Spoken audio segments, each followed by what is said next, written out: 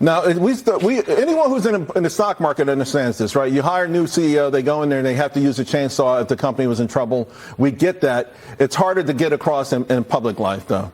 Yeah, absolutely. And I think what we're going to see in the next couple of months, we're going to see that reduction in force, which these agencies are going to follow a proper procedure to lay off a lot of their workers. That is not what we saw before. We saw a lot of these probationary employees who were just, across the board cut. Earlier this week, we saw that, two judges. You thought it was mean? Did you think it was mean-spirited? I mean, it doesn't matter whether it's mean-spirited or not. It's just there's proper procedures that need to be going through. Okay. And so we'll do it properly this time. But this also circles us back to this whole notion that make America great again. Because this debate has been going on. And there was a recent poll out of Pew where people said that life was better, 50 years ago, or that it's worse now. And I think some people conflate hairs. Better was easier. In other words, I think the folks who say it was better acknowledge that it might have been harder, but because it was hard, I think they reminisce that it was better. Well, look, it takes hard work to do what you want to do in life and to reach your highest dreams and to rise.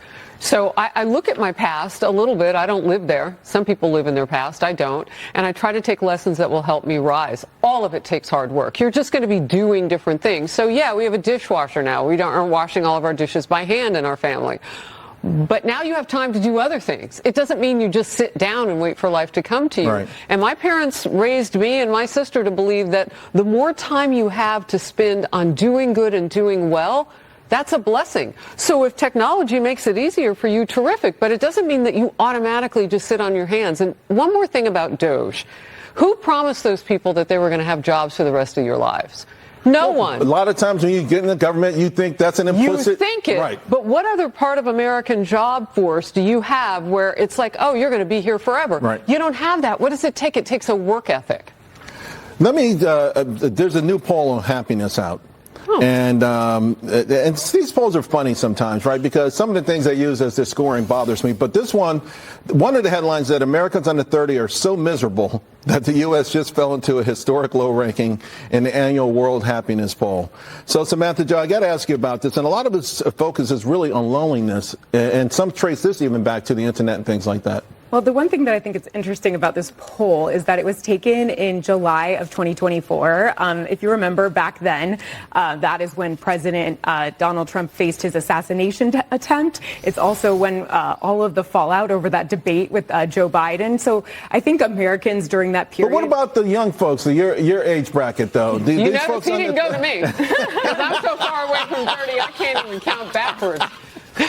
Really, this is not the only time we've seen this, though. What the heck is going on? I mean, a lot of it is traced to loneliness. Like, what's going on? Well, I think a lot of people are replacing, being with others with technology. And so people need to just hang up, get away from those cell phones, spend more time with people. And I also like to say that, comparison is the thief of joy. Yeah. When you compare yourself to others, you are not as fulfilled in your own life. And I always try to tell my friends, family, when they're looking at their life situation, they're comparing themselves to others, that is just a more fulfilling way to look at life. Yeah, that famous quote is important, right, to live your life that way. I teach my teenage girls that, too. It's like, it's okay to look across and give somebody a compliment, but God created you the way you are, and you were specific, and you have a divine assignment. Live it out. You will be happier if you can do that and not try to be somebody else. I would say this. This generation next, this alpha and then beta, as it's being nicknamed,